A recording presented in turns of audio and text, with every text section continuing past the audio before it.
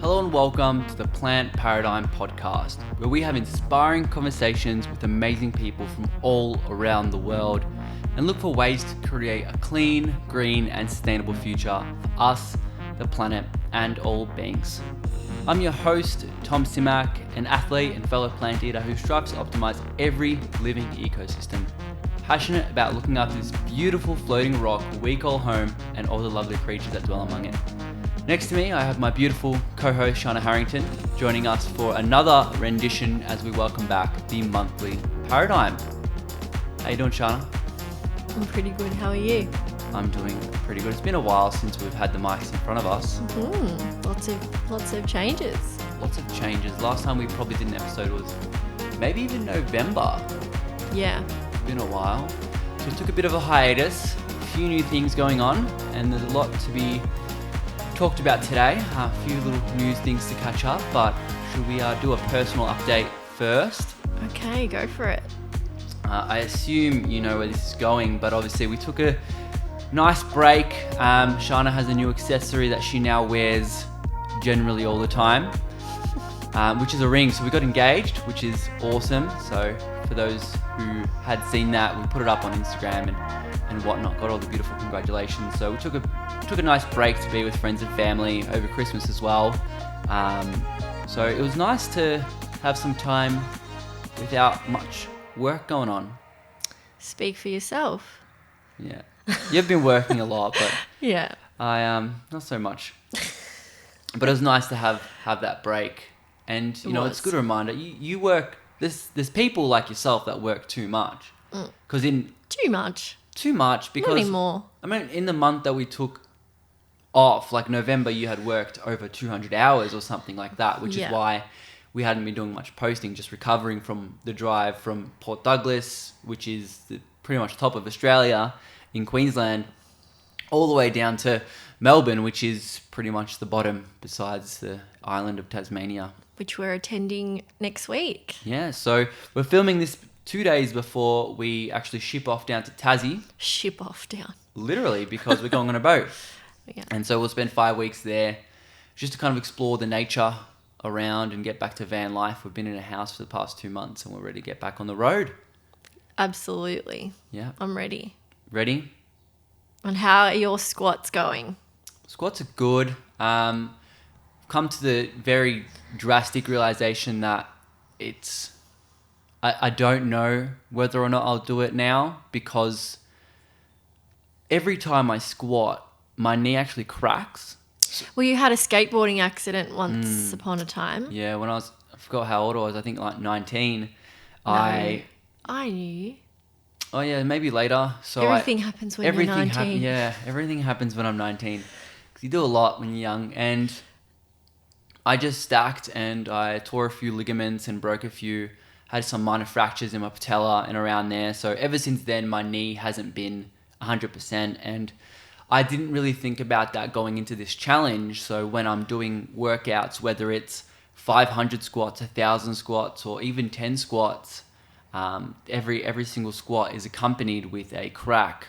About 4 cracks. But yeah, it's like ridiculous. it's like a cracking sound of at least. It's multiple. It's crazy. Yeah, It's very uncomfortable to be around.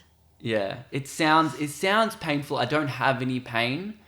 It feels strange. Like it feels like there's things moving in my knee.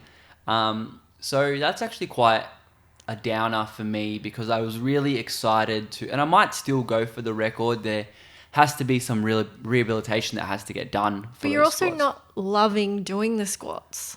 So that's another thing. Yeah. I mean, I definitely enjoy running a lot more, especially now that I'm doing Zone 2 training. It is more fun. And you're getting into running as well, which is always really nice, and to have some company for some of my longer runs. But, you know, doing squats, it's quite a repetitive movement. No, really? And when you're doing them, you know, for an hour or 2 hours or more, it's pretty boring almost. But also, you can't be doing other things. Like, I can't be watching movies a lot of the time because I need to count. If I lose count, I'm like, well, how do I know? So, but so I don't know whether or not I'll go for it now. That's kind of where my head's at. But if anyone has any knee cracking advice, please let me know. We've got a lot of episodes coming after this one as well. Yeah. Yeah, well, I think I've got to schedule about 8 episodes. So Wow. I can't do fortnightly anymore. There's too much. So I've scheduled it for weekly for you guys. So every week after this episode will be a guest, which is awesome Very for the exciting. foreseeable future, which is very exciting. Some guests that are returning, so Hoo-hoo. second timers. That's your first. You haven't had a second timer before, have you? Jansen. Oh, of Jansen, I course. believe, was my first second timer. Yeah. But we've got Andrew coming back, so people know that's coming out. Dr. Andrew Little, because I put up that Q&A. We've got some people that actually are coming on due to requests. So people DMing me, people they'd love to hear from, such as Emma Hurst, the MP for Animal Justice Party. She's coming on due to popular demand. And there's a lot coming on. That's great. Jam-packed year Jam-packed. with a side of travel. With a side of travel, that's right. Are we ready to get into what we're ready to get into? I don't know. Why? I'm not sure. Have you... Because we were meant to film this in December and then Yes. obviously sidetrack things, and it's now January. Have you got news stories, good news stories, bad news I've stories? good What's news your mix? stories. I've doomsday stories. Just a whole bunch of different stuff. Mm-hmm. But I'm gonna say you kick us off. Okay, well, I'm going to kick us off in probably the biggest recent news. Well, it was very recent when we were meant to film it, but it's still recent, which is COP26. Yep. That was kind of everyone's mind because the slogan for COP26 actually, and I listened to a lot about this recently, is it was about keeping the 1.5 alive. That was their slogan. And I'm not fully decided as to whether or not they did that. Some projections, all the projections say we're going to be well over 1.5, but some projections say we went from 3.5 degrees, which was the trajectory, to now 2.4. Okay. So I don't want to discount the effort that it's done, but at the moment it's still Still too not early. enough. Yeah, it's not enough, but it's also still too early to tell because at the moment, or when they first kind of promise these things, they're just promises, they're not actions yet. So if they deliver this, yes, it's keeping it alive. So do I think COP26 achieved what it set out to achieve? I think potentially, because Well, they're gonna do a follow-up now, aren't they, as well? correct, in Egypt. So next one's in Egypt. This should be this year. So to keep that alive, which is really exciting. But also, with that being said, 2.4 degrees is still imminent destruction Yeah. of the human race. Yep. Like, people are dying now from Of course. climate disasters. So 2.4 degrees Imagine is... that. Yeah, so I don't want to give them too much props, but I also... The little optimist inside of me, actually, and you know I'm quite pessimistic about climate, I think there is hope there. That's nice to hear from you. Yeah. Well, the actual thing, what I found really cool about COP26 was different nations coming together, etc. But this is actually something we talked about, and I wanted to insert the clip after I mention it, which is this small little country, it's probably my top 10 list to visit at the moment, especially while we can, which is Tuvalu.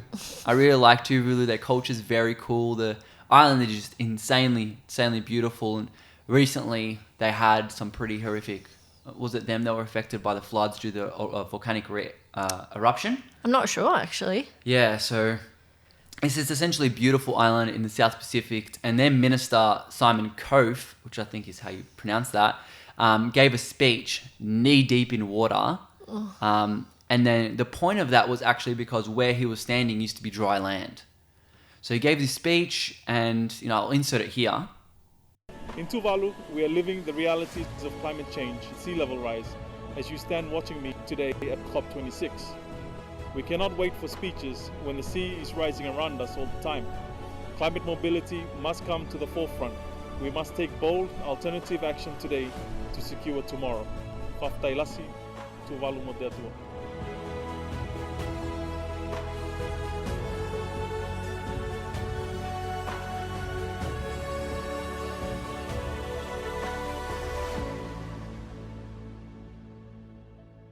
Climate change and sea level rise are deadly and existential threats to Tuvalu and low-lying atoll countries. We are sinking, but so is everyone else. And no matter if we feel the impacts today, like in Tuvalu, or in 100 years, we will all still feel the dire effects of this global crisis one day. In Tuvalu, our islands are sacred to us. They contain the mana of our people. They were the home of our ancestors. They are the home of our people today. And we want them to remain the home of our people into the future. This is why this call to you from Tuvalu is not just a political statement. It is a call that reverberates from our 8 islands and our 12,000 people to the international community. So it's crazy to think that we have this whole country, a nation of people, that's just going to disappear. It's really, really sad. And we're not doing too much to help either. Yeah, well, I don't know what the funding is like to actually help them out. I don't know whether we rely on other things, but the troubling thing with that is Tuvalese people, which is, I'm not sure what you'd call them, but they're traditional, they're cultural, they're owners, they've grown up on this land, they've got an ancestral connection. And why this is really scary is because there's a group of people, a subset of this population that wouldn't evacuate the island. Right. If there were to be a code red. Yeah. So this is literally going to be almost classified as what? A murder. But Could you say that? I don't know. I'm not sure.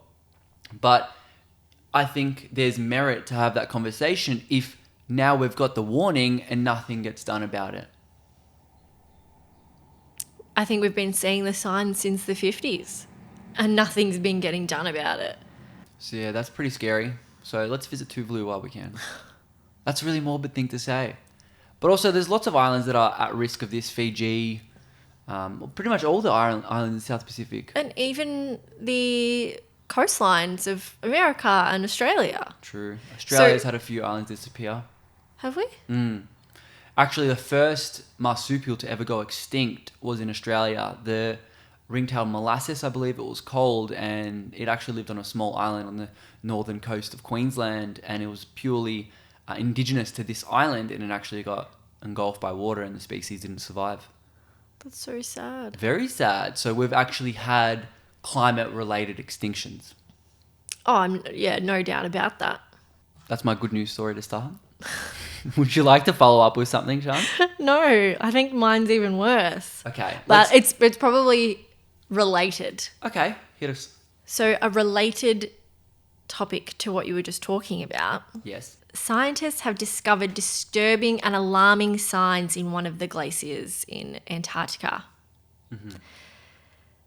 It's the Doomsday Glacier, so you can imagine what that means. Yeah, not a good name. No. So according to satellite images that were taken, I would say it would have been like November. Researchers warned that critical ice shelf keeping together another glacier in Western Antarctica could actually shatter in the next 3 to 5 years. So just shatter completely.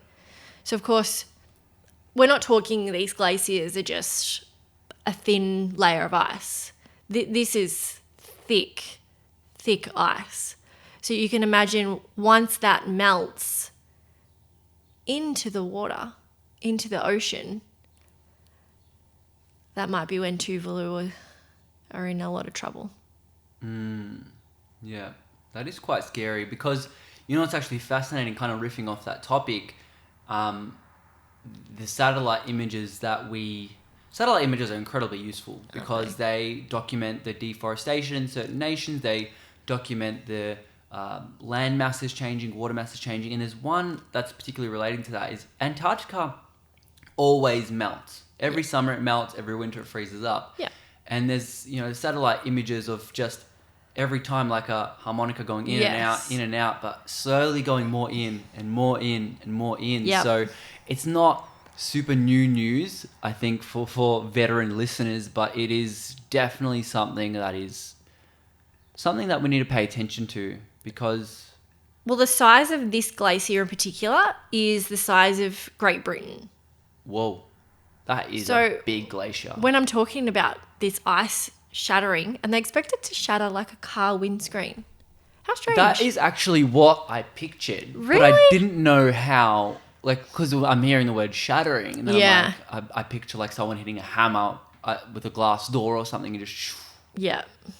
Well, yeah, I guess like almost like an avalanche or a landslide. Yeah. Right. Well, there is footage of glaciers like shattering like that from the top Yes. down, Yeah. but it would be insane. Like the effect of that would be The size of Great Britain and Florida. Apparently they're the same size. So Florida, the size of that, that's just being, melted into our ocean. it's pretty crazy. So at the moment, it loses 50 billion tons of ice each year and currently fuels about 4% of annual sea level rises. So, Yeah, it's definitely not a small number we can ignore or anything like that. It's actually funny, speaking of like science and whatever, we just watched Don't Look Up, which was, we did, it yeah. was a fascinating movie, very much with climate denial undertone. Usually. I had heard, we had both heard good things about it. Good mate Leo, I think, directed it and also acted. I'm not sure. I don't think he directed Might have it. just acted. A few bigger actors as well, like Jonah Hill, what was it, Meryl Streep, and a few others. But I think it was a very fascinating film to really put comic relief and in your face action-wise of what climate denialism really looks like. I especially love how they're like, it's 99.98% going to happen. Yeah, it's, but they're like- it's 100% going to happen. And that's the same with climate change. It's 100% happening, but it will end catastrophically if we don't act now. Yeah, the thing people don't understand in science is you can't really talk in absolutes. So you can never, no scientist will ever say 100%, which is what they actually said in the film. Yes. Which I thought was a really nice touch. So the reaction was when they said, oh, it's 99.98%, whatever it is. And the reaction of people was like, oh, let's just say 70%. And they yeah. kind of just bounced around the term, which I'm like, this is just so crazy how relevant this is and how they've made this film that's fiction so non-fiction. I know, and especially like, these little actresses and singers getting all these tweets and all this commotion and then nothing about what's actually mattering. Yeah.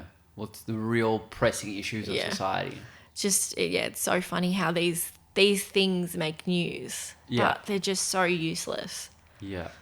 That's so funny. I've actually got a really cool kind of game thing, almost like Game? a React Okay. kind of situation. Have you heard of the Climatarian diet?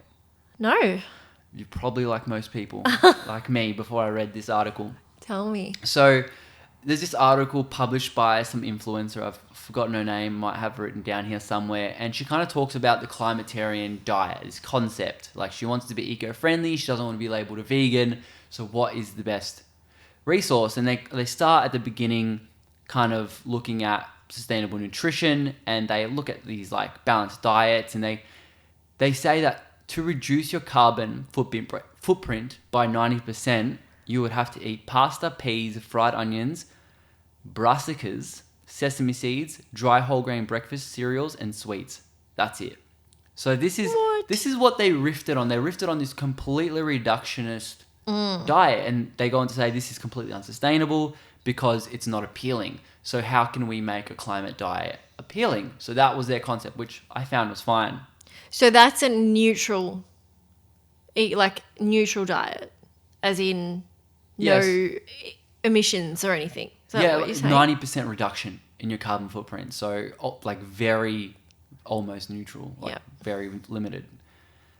It would be like the lowest carbon footprint to get all your adequate nutrition. Okay. But you're eating just these things, which is crazy. So step one, obviously the biggest player, which I'm glad they did step one, which is plant versus meat.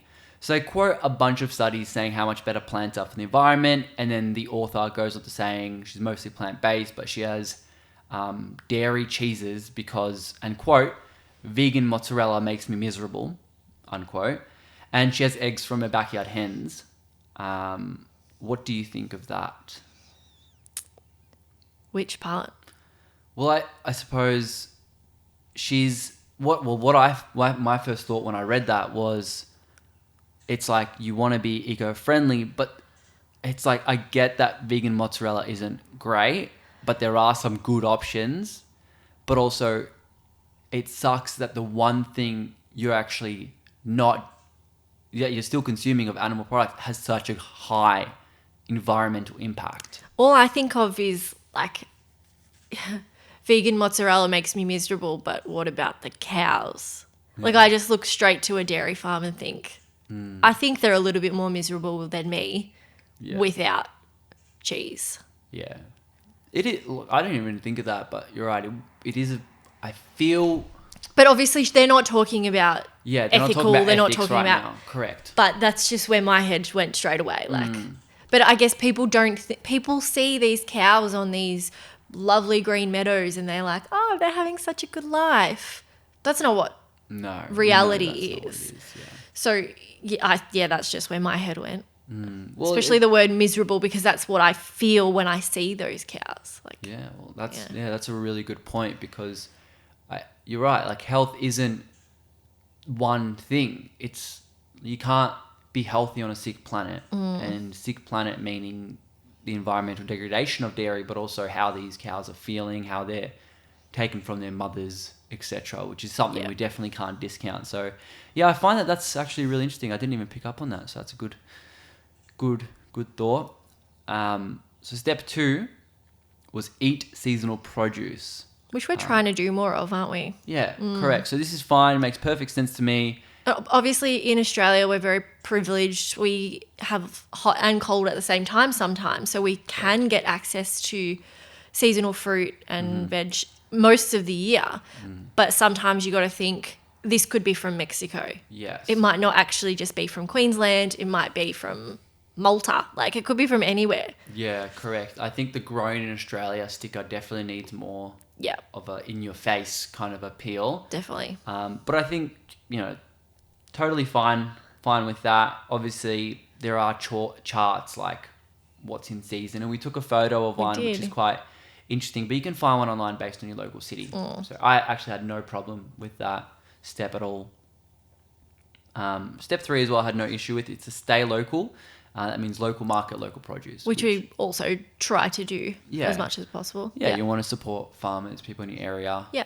But also, obviously, the more local, it means the more fresh. Yeah, of fruit, course. less traveling time. Yeah. That's why I really like frozen food, because they're picked at perfect ripeness, frozen at the facility where they grow it, and then it's perfectly ripe. Whereas the bananas and the apples we eat, they're picked unripe. Yeah. So they're not as nutritious as, say, a local farmer's market would be. Yeah.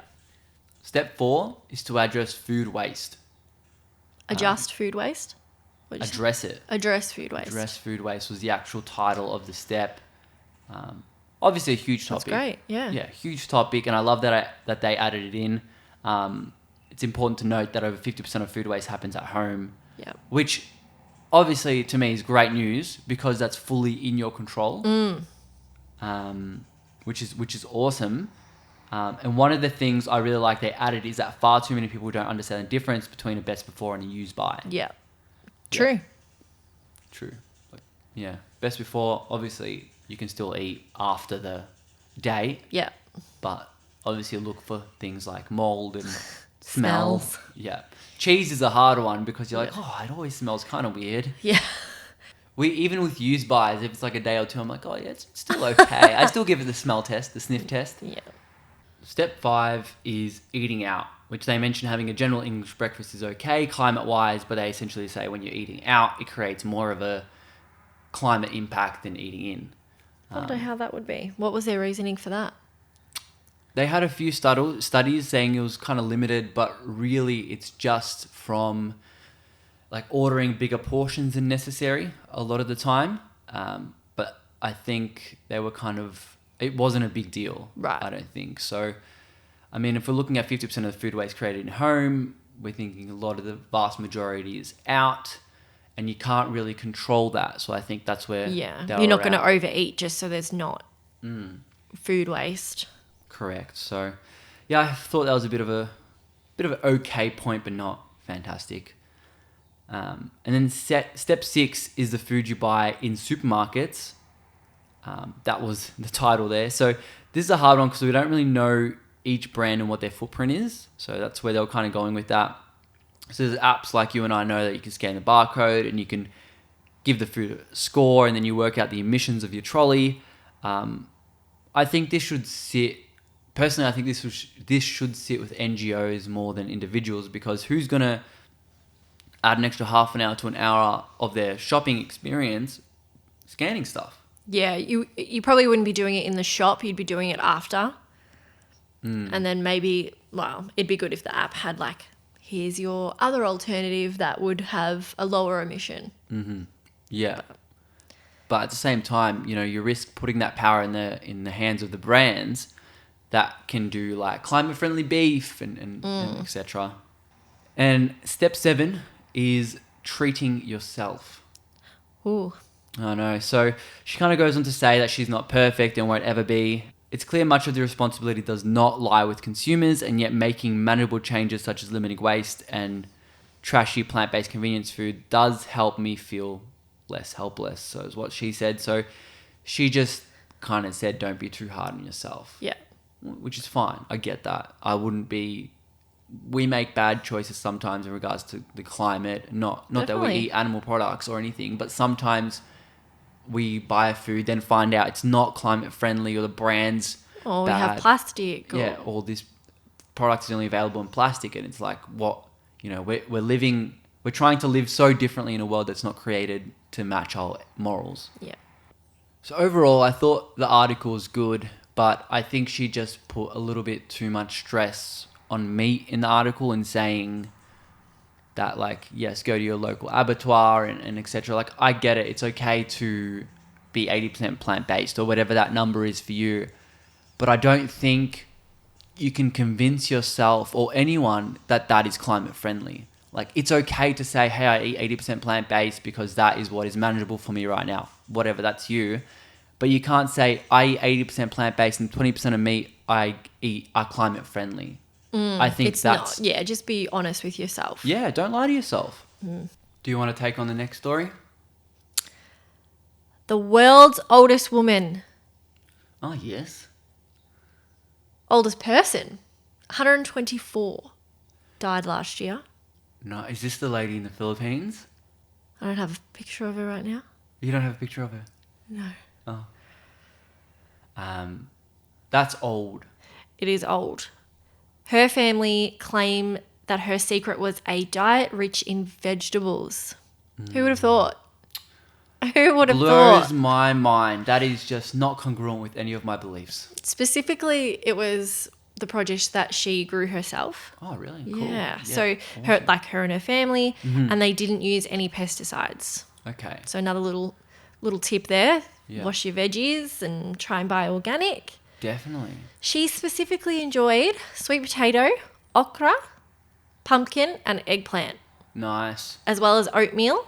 And I don't know what this is. Laswa? Oh, I'm not Laswa, sure. LAS. which is a boiled vegetable soup. Okay, there you go. There you go. Veggie soup.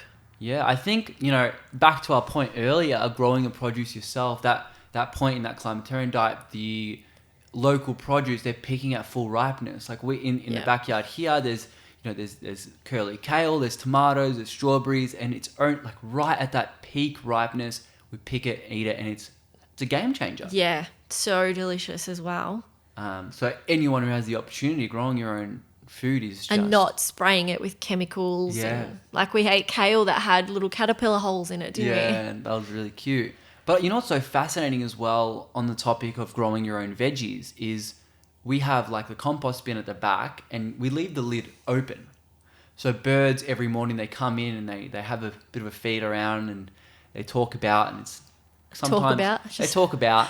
It's a By the nice water way to cooler. wake up sometimes. But also, what's fascinating, we had like avocado pips and stuff in there, and the birds have obviously eaten some of it and flown away. And this is how fruit and veg spreads, obviously. And they must have pooped it somewhere. Yeah. And now I've got avocados growing on the other side of the garden from the compost bin. Crazy.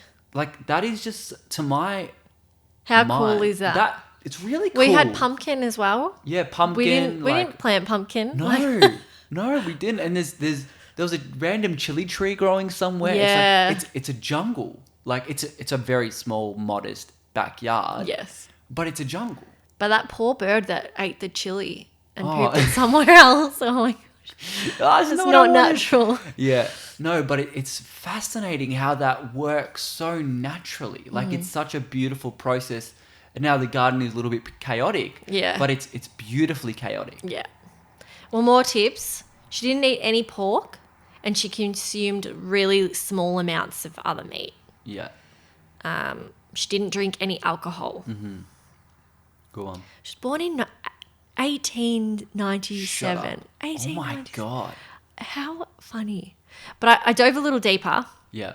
Research from 2001 found that vegetarian men in the US tend to live on average 10 years longer than men Whoa. that eat meat.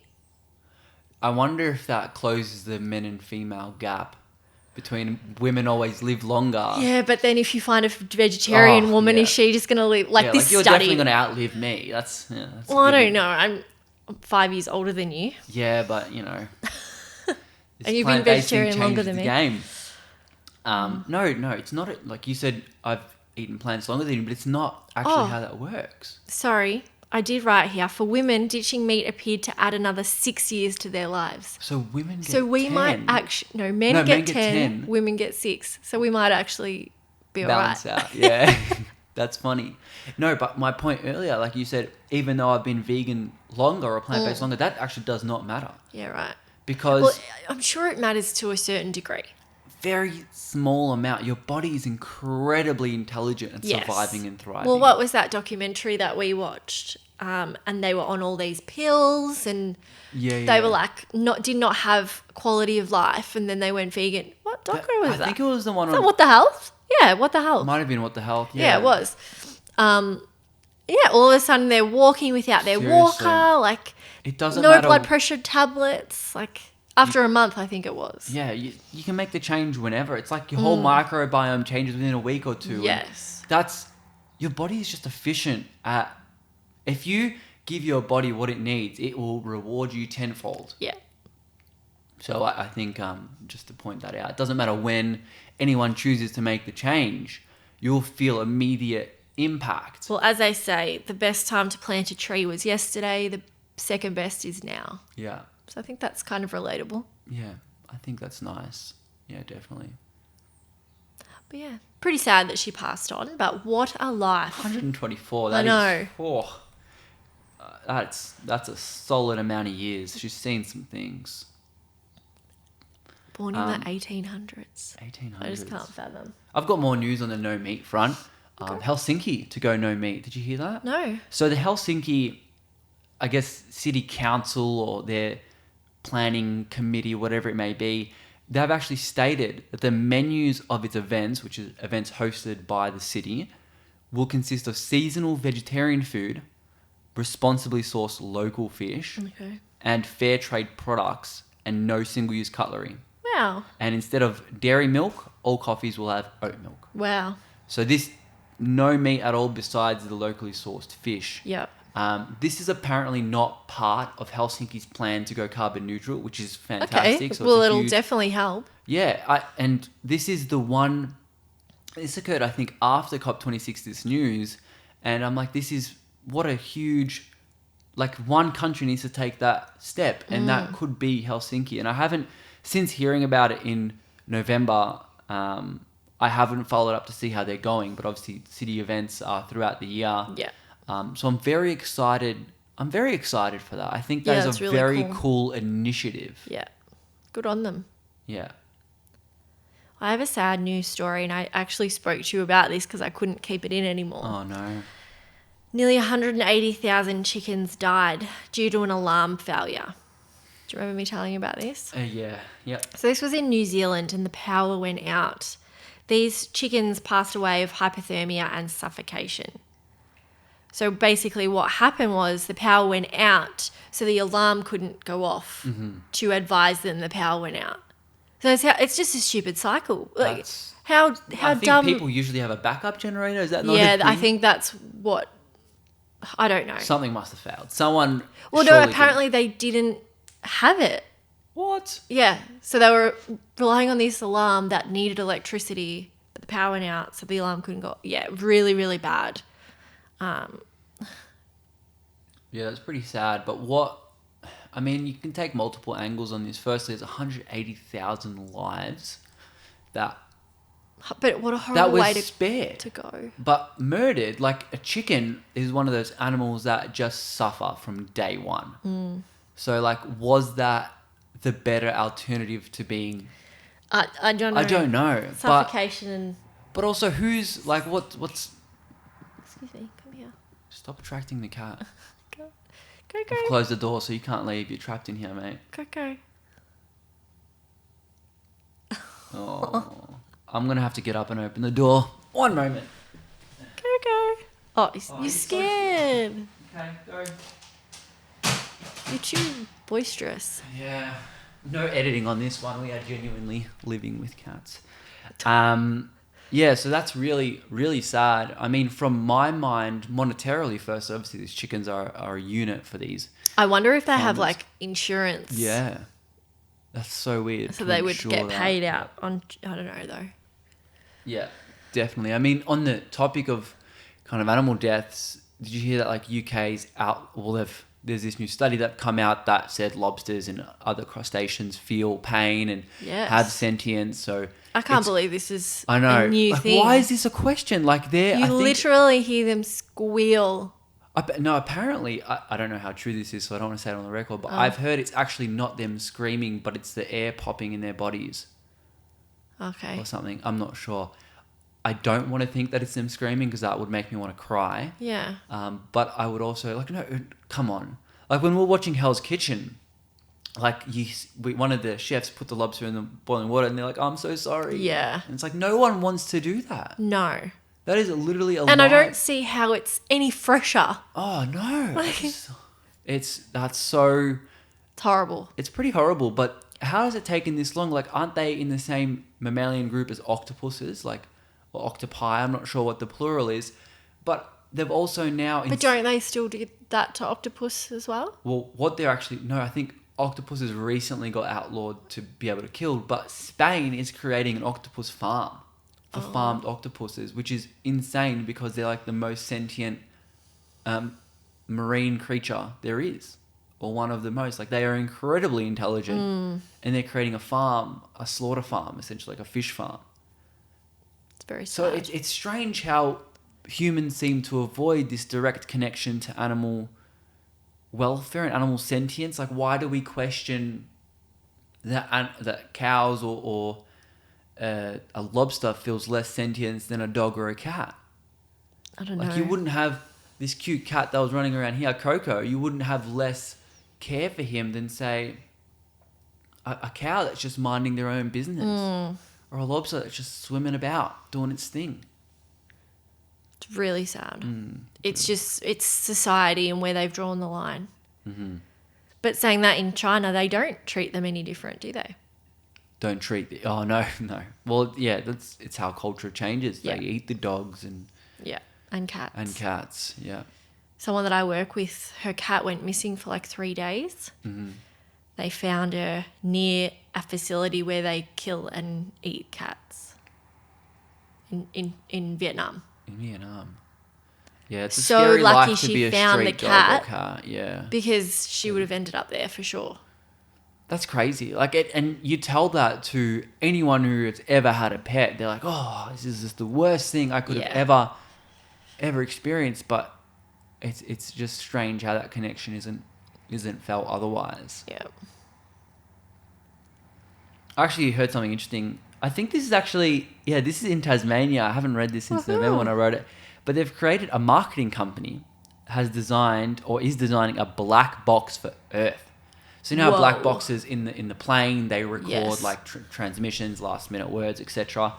So essentially this will record what we do until the climate catastrophe.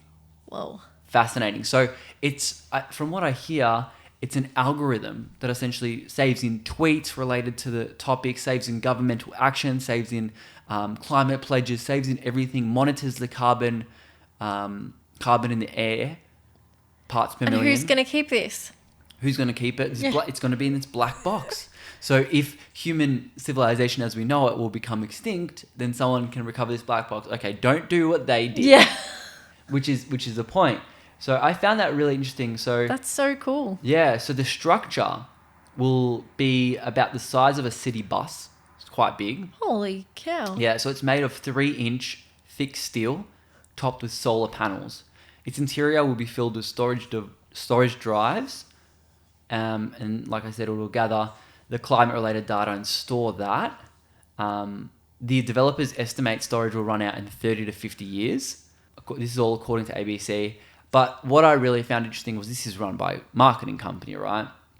So it could be really just a clever marketing push of something they've created, and it's pretty much just like a fancy ad. Good on them. Yeah, You know. I don't mind. I'm fascinated to see if it'll have tangible benefits. Either way, I think it's a unique spin on them saying we're screwed. You Yeah. guys suck. Yeah. This is us saying. Do you know what company it was? Like what they normally market or? No, I actually don't. I read who they were and I hadn't heard of them. Okay. So I'd be interested to know. But I found that quite fascinating. On the plains of Tasmania, just a big black box. We should go visit it. I know. I don't know when it'll get built, but definitely when it gets built, just to take a photo, like a It's monument. really fun. Well, there was a new Guinness World Record set last year in November. I think I told you about this as well. Oh, what the was it? largest vegan burger. Oh, I think you showed me a photo, and Yeah. I'm just like, this is monstrous. I'll chuck it up on the screen for those watching on YouTube. It was 162 kilos. Oh my god. 1.2 meters in diameter. The vegan burger was made using the Naked Evolution burger recipe. So it was actually the staff members that built this Whoa. huge thing together. Yeah. There was around 10 kilos of tomatoes, 4.5 kilos of lettuce, 7 kilos of cheese, 2 kilos of tobacco onions, 5 kilos of gherkins, 5 kilos of burger sauce.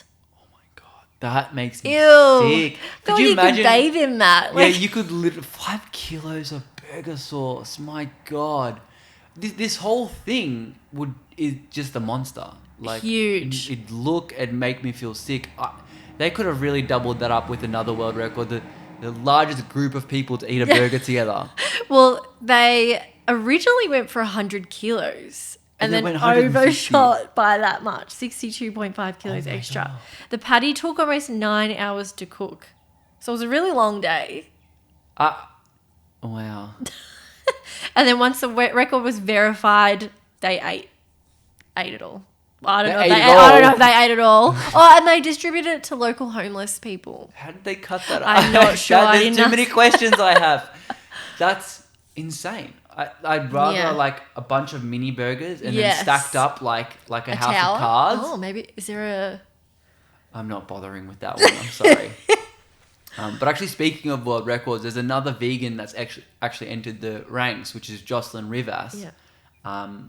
She's actually coming out on an episode. So she broke the world record in November for the youngest woman ever to run 100 marathons, but also the She's still going though, isn't she? She's up to 110, but she's kind of slowing down now to focus more on ultra marathons Right. and stuff like that.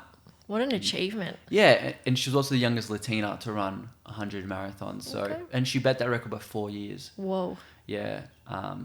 Her story is incredible, and I won't divulge too much so people have can keep an eye out for the episode. But she was born with broken bones, and then she's gone on to do something like this. Like, wow. it's just incredible for women, for a culture that's, I guess, discriminated against a lot, which is the Latino community, with dietary injustices and whatnot. So, she went vegan midway through Wow. her runs, and she noticed improvement straight away.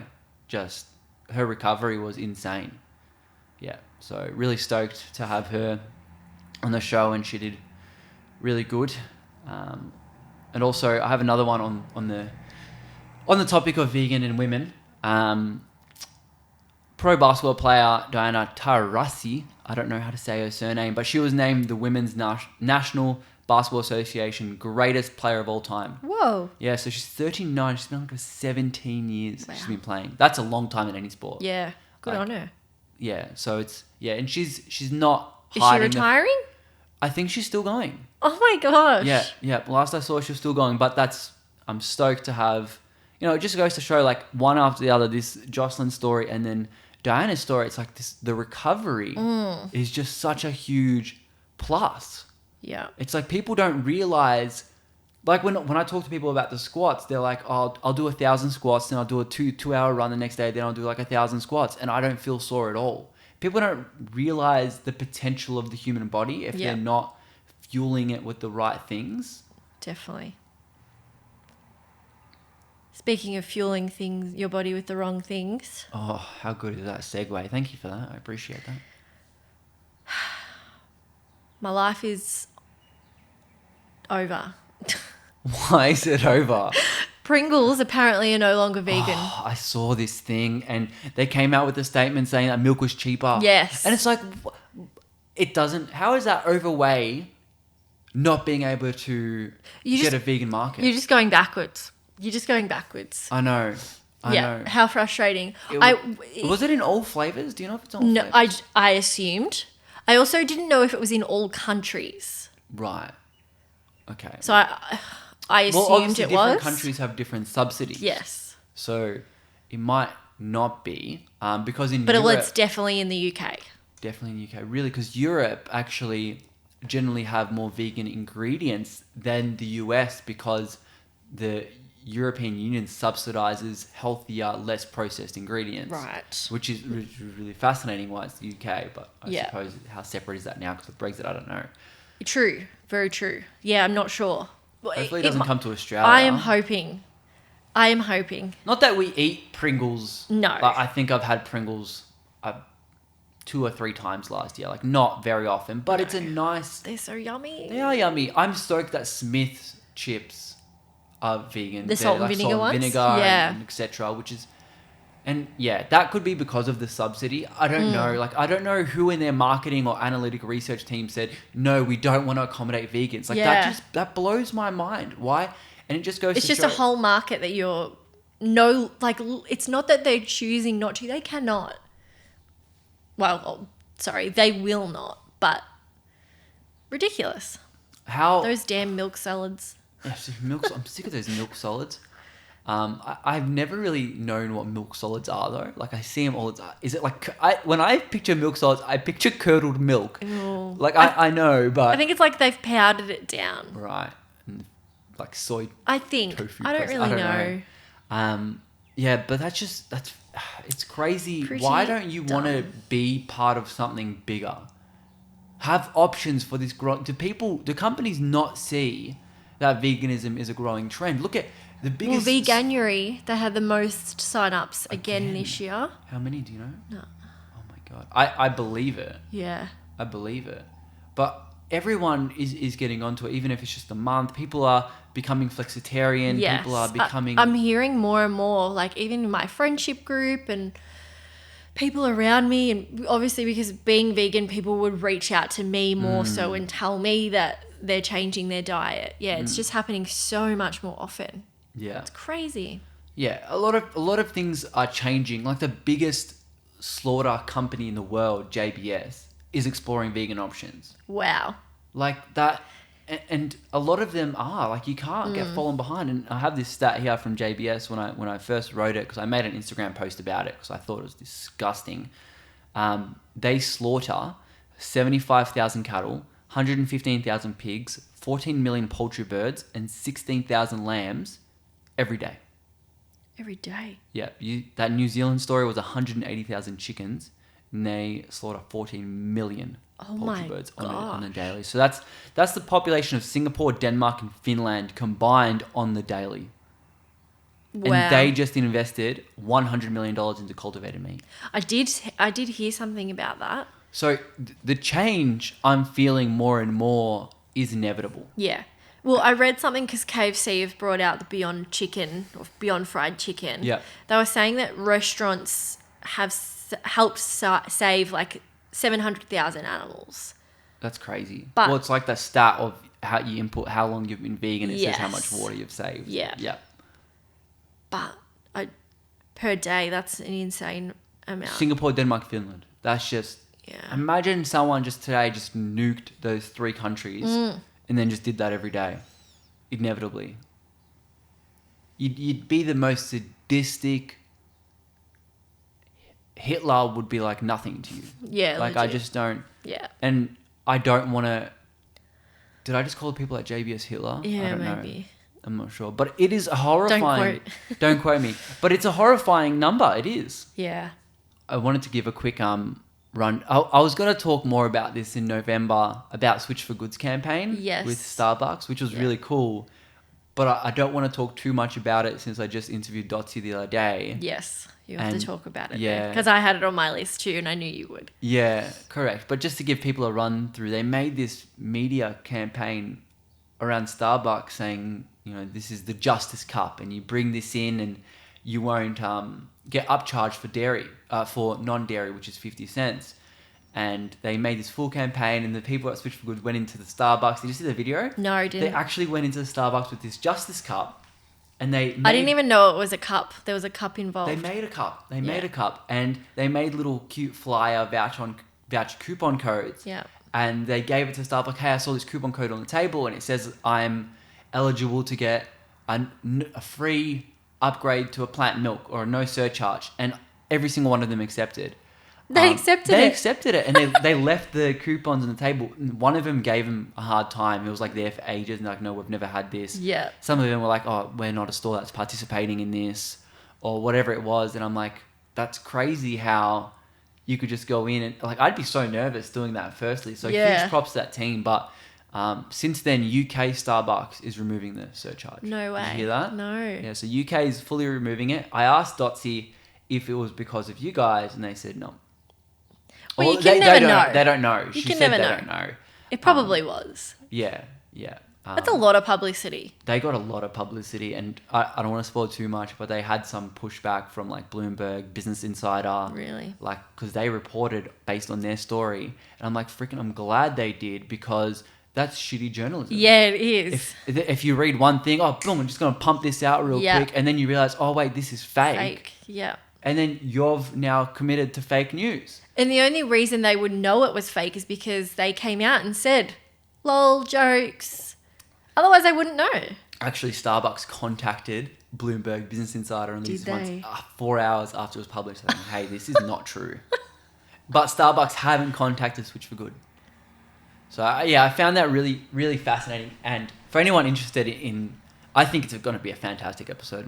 Dotsy Bausch, for those who don't know, she was in the Game Changers as the cyclist who, I think she started cycling, or she was in the Olympics like 39 years old, Yeah, which was something like- unheard of yeah, at the time. crazy. And, you know, we talk a little bit about her story of how her coach said, you're not going to make it. There's Yeah. no chance. And yet she went to that team, made silver, and made history. And it's crazy. And the marketing side of it's great. So I think everyone will enjoy that episode.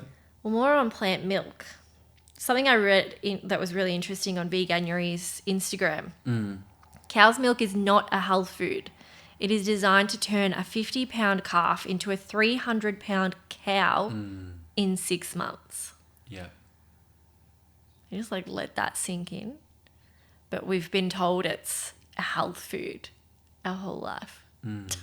It's crazy. Like, the fact that a majority of our population is lactose intolerant doesn't ring any bells. What, Like, 70% or something? well, it isn't depends I don't know. on the community. So a lot of Irish people actually still produce lactase. Yeah, right. even among the adult, because they've urbanized cows and made it quite industrial for hundreds of years and Yeah. thousands of years before Asians, Hispanics, African Americans, Indigenous Australians. Like, we Yeah. didn't have cows here, so No. I don't know the stat, but I would assume very much close to 100% of Indigenous Australians would be lactose intolerant. We've got Makes anywhere sense. between 90 and 100% of Asians, because they've only been milking cows for the past few hundred years. We've got about 80 to 90% of Hispanics. So that's why we say putting the upcharge on plant milks is a racial injustice, because these generally lower socioeconomic communities in these even developing nations, you're feeding them lactose intolerant, and you're feeding them milk and then what, you have to pay extra because I have this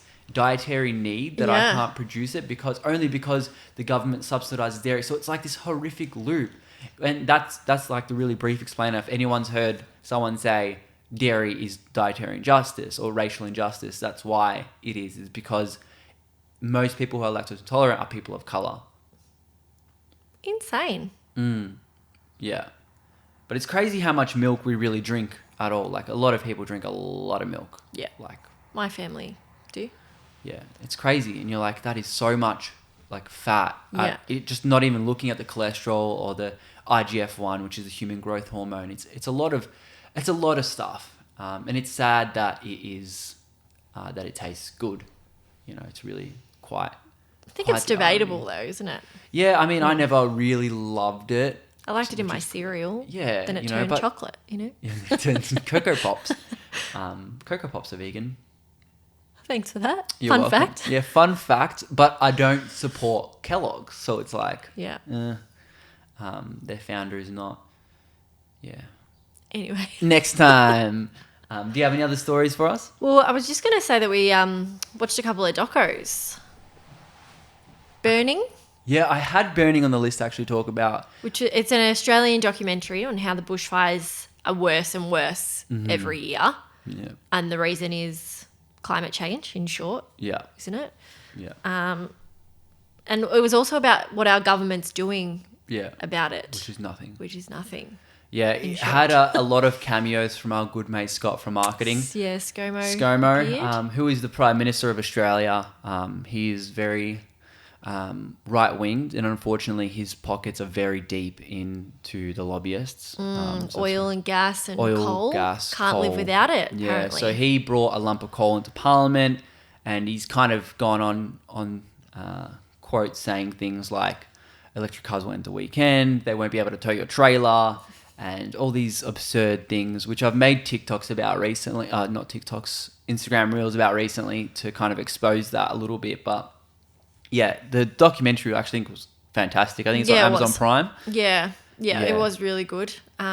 You saw how it affected the locals, and Yeah. now the locals are making these changes towards climate change, and it's just really good to see that they actually want to make a change based on real life events. Like, you know, a lot of the time they would, like politicians, just blame something else. Arson is one of the Yeah, biggest they blames. they blamed it on arson, even though it was nothing. No. And the fight in the documentary, which is even if you're not from Australia, I think the documentary is incredibly Yeah. powerful, and I'm Well, getting we- shivers thinking about A it. lot of places do suffer with bushfires. Like, look at Turkey and Greece. Look at Well, California. Argentina just actually had the hottest fires ever last week. There you go. So I didn't read the full news story, but they had insane fires. Oh, that's horrible. Yeah, the hottest on record, I believe it has been. And they're just devastating. And it's, you know, I always say I'm fortunate that this is in Australia where we have a relatively pretty decent economy.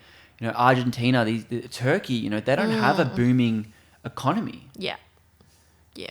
Yeah, and Really you expect these sad. people to come out and really help the climate pledge, and it's like they can't even a lot of times help themselves, which is why they sell their land to JBS to deforest their, you know, Amazon. And you know what it's like living in these foreign countries. Like, your family all live in one tiny village Yeah. overseas. Yeah. Where here, if our land or my auntie's land was on fire, she'd be able to get out to Yeah. us, and we would be able to help her. Yeah. But imagine that tiny village. Where can they go? They've got nowhere. Yeah. They've got and no they're one. remote. A lot of time might be no service. Yeah. Like, you don't know what could really happen, which is really sad. But Yeah, the it documentary, was a very good doco. It was, and Did we watch any others? I actually was thinking about this, but I don't think we did. I had Burning and Don't Look Up written down, but a particular scene I just wanted to mention, which I thought was very powerful, is when Scott Morrison actually, because they didn't get any help from the government. They got Or help. they got seldom Seldom. help, and they didn't do what the government wanted, and a lot of people lost their houses and their shops and their lives and everything they owned. And he went to visit one of these towns, and one of these dads had to hold back his daughter because she was just going hard, like, I've lost everything, you're doing nothing, you're sitting in the parliament, you're going on holiday in Hawaii, like, you're doing nothing to help us. It's like, and during the fires, to give context, our Prime Minister decided to go on a holiday to Hawaii. And so it's really powerful how these politicians, in particular in Australia, aren't really doing what they're meant to do. And we harp on about it, and we maybe make it sound quite bad, but I think sometimes I'm not making it sound bad enough. Yeah, it was like when we went to the Great Barrier Reef. About the same, isn't it? Like they're all like, Yeah. you know, the Great Barrier Reef isn't as bad as they say it is, but it's pretty bad. Yeah. So you kind of want to hype up how bad it is so people start doing the right thing. They're like 5% didn't recover. I'm like, do you know how much 5% of the Great Barrier Reef is? Like, It's this is huge. What does it stretch? Like 3,000 kilometers, which is about 2,000 miles from Bundaberg in Queensland all the way up to Papua New Guinea. Like, Yeah. for anyone who knows Australian geography, that is a humongous Huge. distance. Like that, if you were to drive that, it would take you like 30, 40 hours. Yeah, I wouldn't even know. Like, it would just take a ginormous amount of time. But yeah. Anyway, segue. Do you have any other news for us, Sean? I have a sustainability tip. Oh, I was going to ask you for a sustainability tip. So, we've been speaking about plastic a lot lately. Mm-hmm. I feel like it's been a hot topic for us. I think plastic's just become a huge realization for us. It's almost in everything. It gets into our bodies in so many different ways. And we've reduced it drastically. Yeah. Well, obviously, it's still in our life and we still have way to go, but we've drastically reduced it. Which makes you notice your friends and your family use it more. Oh my God, the Don't you? worst. Oh, it pains me. Yeah. Pains me. I feel like I notice it more now than I ever have. Like, you know, water bottles. It's just so bloody bizarre to see someone buy a bottle of water. So like, I still cringe. can't. And I did it. I used to do it. Yeah. Used to buy bottled water. Yeah. I've got to say, I don't think I ever did. Like, I used to Never. those flavored pumps, like when it was around, but I used to never. Some people literally live on bottled water. Yes. So like that, I think there's a level. Were you ever the bottled water live on person? No. No. When I was out and I was thirsty. Yeah. Okay, that's fair. What are Yeah. you gonna do? Yeah. But I wouldn't dream of it now. Yeah. I was just like, I'll be thirsty. I'll be thirsty. Give me a tap. Yeah. Just, yeah, where's a tap around? Exactly. Yep. So what's your tip? So I've got a few. 1, bring a reusable bottle with you. She's holding Bring it up a with you bottle. everywhere. Really, it doesn't matter. You know, we do need water and we don't want you to go thirsty. So just bring it with you everywhere. You will not regret taking it. How many times do I come home? Yeah, we even go for a quick walk and you're like, oh, I should have brought one. I know, every time. Like, just, Yeah. I need to attach it to me. Other ways of ditching plastic is getting rid of Glad wrap. It is such soft plastic. What does that mean? Soft plastic means it leaks into your food. So we're wrapping our food in this soft plastic and it's just seeping in. We purchased 2 solutions to this, didn't we? Yeah. So we've got silicone baking paper Yeah, which is like tray. this big green. Yeah, silicone. Yeah. So we can use it as baking paper and as Glad wrap. Works the same, doesn't We it? have 2, and then once we use it and it's dirty, we put it in the washing machine. Yeah, how good is that? You And it's just just keep easy. using it. Yeah. Of course, it will eventually break. Maybe. It's supposed to, but it's supposed to last like 3 years or something. Okay, cool. And the other one was another silicone, but the round ones that go around the bowls or Yeah. the plates or, you know, anything like that. And they are awesome too. And you can buy these in a lot of different places. We got ours from Flora and Fauna. I've did an interview with Julie Mathers, the CEO and founder, a while ago. So if anyone wants to listen to that, but there's lots of other She's so websites good. that do that. Yeah, you know, it's becoming more and more popular. Seed and I can't think of them. Seed and sprout. Yeah, whatever it Yeah. may be. But you can just Google reusable silicone covers, Yeah. and you will find so many in your city, your state, your country. And we've been sneakily giving them as gifts. Yeah. So we had a housewarming Yep. and we gave the silicone lids Mm. as gifts. Like, what better way to like, hey, you don't need to buy plastic into your home. Yeah. Here's you this. got to buy a You've got it gift forever. anyway. Yeah. It's literally something everyone needs and wants and uses. Or Yeah. less so wants, but they'll realize how much it's good. But that is eco gifts. Yeah. I think are going to be the new thing. Yeah, I think that's what we're going to do from now on. If someone hasn't taken ecogifts.com, I will. New business venture. Yep. And the last one to reduce your plastic is to buy your fruit and veg out of plastic. Mm-hmm. Again, it's half the time it's Glad wrap or it's, in plastic bags. And the excuse that we get is, I'm going to use the bag again. Well, don't, because it's just going to seep into your food. The more and more you use it, the more and more it's exposed to the sun and the elements of the environment. It's just breaking down into your food. And, we had this discussion the other day about bread. Mm-hmm. Because obviously bread lasts longer in plastic because it's not getting into the air. But you're damaging yourself by buying it in plastic. So we just didn't buy any bread, did we? Yeah, no. I said you buy it in paper or you don't buy it. Yeah, and we just didn't buy it. Yeah. But it's so easy to do. You can buy bread bags, which are Yeah. on Flora and Fauna as well. Do we have a bread bag? We don't. We don't have a Maybe bread we bag. should get one. We'll get one bread bag. Yeah. Hopefully it makes it last longer. Yeah. Or just buy half a loaf. I'm pretty sure Baker's Delight let you buy half a loaf. Oh, yeah. So we could just do that because we're only 2 people. You know what's really fascinating about this topic? I was listening to a TEDx. They have a little climate thing podcast. seen They're them. like 10, 15 minutes. Yeah. And it was talking about cotton bags. Are they the true savior that we all put them out to be? And they looked at it through a few different lenses: production, how it's just the end product, and also what it takes. I forgot what the 3 different metrics were, but you looked at plastic first, like the flimsy bags, take about 1.5 kilograms of CO2 to create. The paper bags take about 3.5 kilograms of CO2 to create.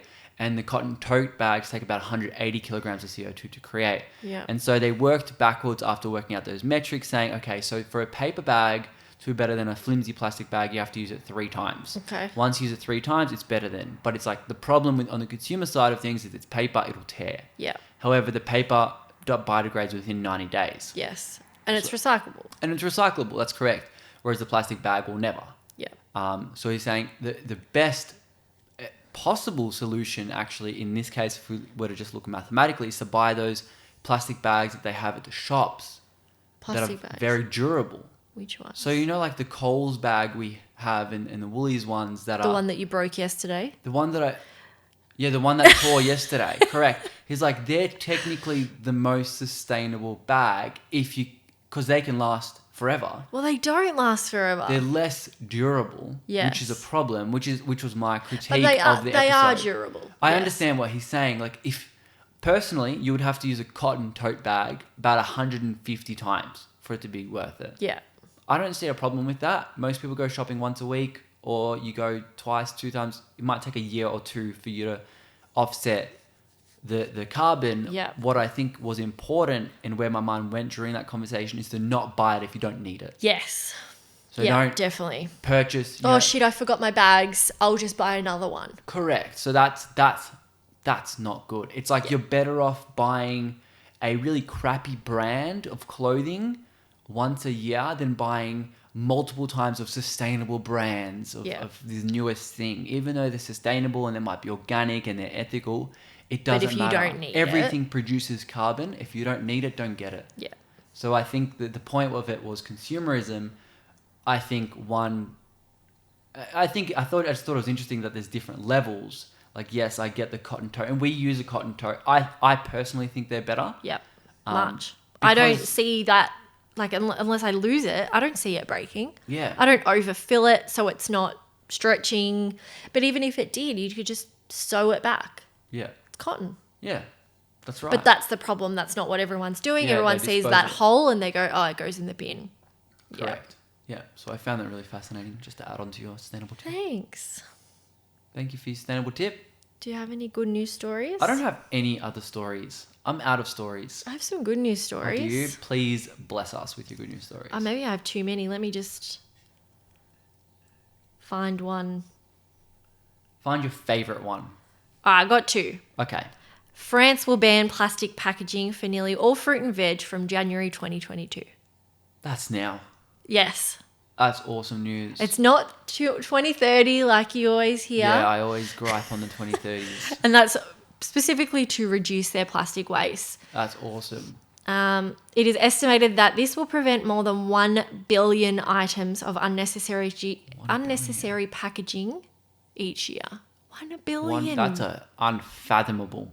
Like, I'm seeing this room, I'm like, you could probably fill multiples of these rooms with all that packaging. Like, that's crazy. 1 now. billion. Yeah. Cool. But yes, good on you, France. That's, like to bonjour. hear that. That's great. We hope it's Bon, merci. we hope it's better than Australia, because you hear that there's a Yeah. plastic ban or this single-use plastic ban, but we go to the market and we still see those single-use bags. I just don't understand. Yeah, I don't understand it either. But also, we're in Victoria that doesn't have a ban.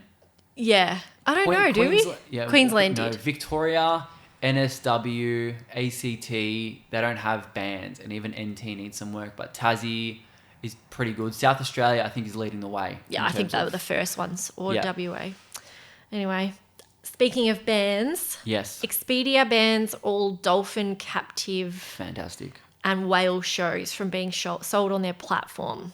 That's awesome. And this is important to me because I work in the travel industry. I'm actually partnered with Expedia. So it makes me really happy. Like, I've had clients ask me for activities like hunting, and I've just flat out said no. And no one in the team would have booked that. Yeah, We just said no. That's not okay. yeah, it's not okay It's at for all. fun, Yeah.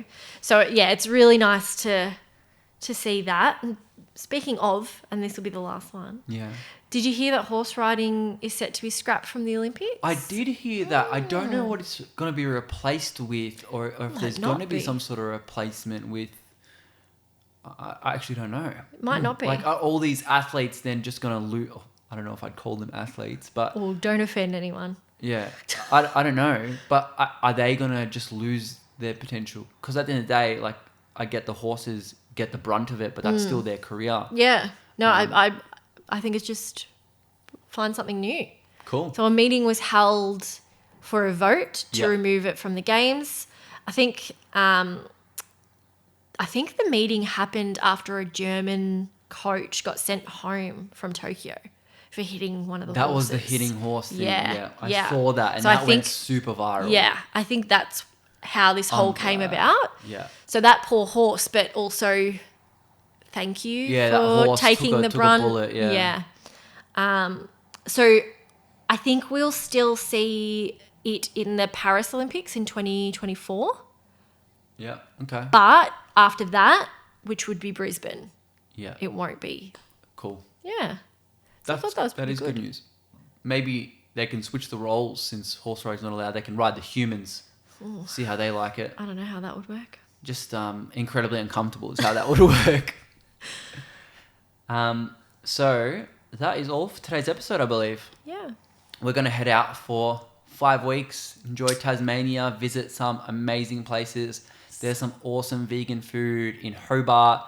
I remembered a few places we've got to try, like Combi again. They had nice food. The Lotus Cafe actually looked after Little Lotus Cafe. They looked Yeah. after us. They got like a yoga studio upstairs. Yeah. So What about that? Was it Mexican in Hobart? there's so much. There was that Italian place that had that awesome potato pizza. There's lots of amazing food wherever you travel, which is a good point. I hope you guys enjoyed the comeback of the monthly paradigm. We're excited to be back. Yes. Absolutely. Yes, very good. So I'm very excited to release the upcoming episodes. Just for sticking around, I think it'll be, I'll let you know, it's Danny Taylor next week, which will be awesome. That'll be about goals and bodybuilders and fitness. Oh, that's good for the start of the year. Yeah, which is why it's going to be the first episode. And Love then we've it. got Dr. Andrew Little, and then we've got world record holder Nick Butter for round 2. So plenty coming up. For those who listen on the show a fair bit, I usually end my episodes with a thank you to the guest, and it's something I realize I haven't done to my lovely co-host. So I wanted to take a moment to really thank you for spending, this hour, 2 hours out of your day preparing. That takes a long time too, and usually, of course, bring us more news stories, good news stories than I do. You're a very good mix to this perfect dynamic. So I thank you for bringing in your own energy, enthusiasm, wisdom, and thoughts to this show. I think a lot of people do appreciate it, those who do listen. I think it's a good little dynamic that we have, and I thank you for your time and effort, Sian. I appreciate it. Thank you, Tom. Welcome. So I'll see you all next week on the Plant Paradigm podcast. Oh, we've got to tell people to give reviews. You know, Spotify takes reviews now. Whoa. So everyone open their phone, go on the Plant Paradigm Spotify and chuck on that 5 stars. I actually found this out last week when I clicked on my own show and I'm like, I can review. And I left myself a 5-star because I have no shame. No, I think if anyone wants to open up, if you're listening to this on Spotify and you've listened the whole way through, you obviously appreciate the show. Just take 5 seconds, open up the app, click 5-star, and finally, let's get more listeners on this show. So we'll love you for it. Enjoy the climate news together. But until next time, stay happy, eat plants, peace.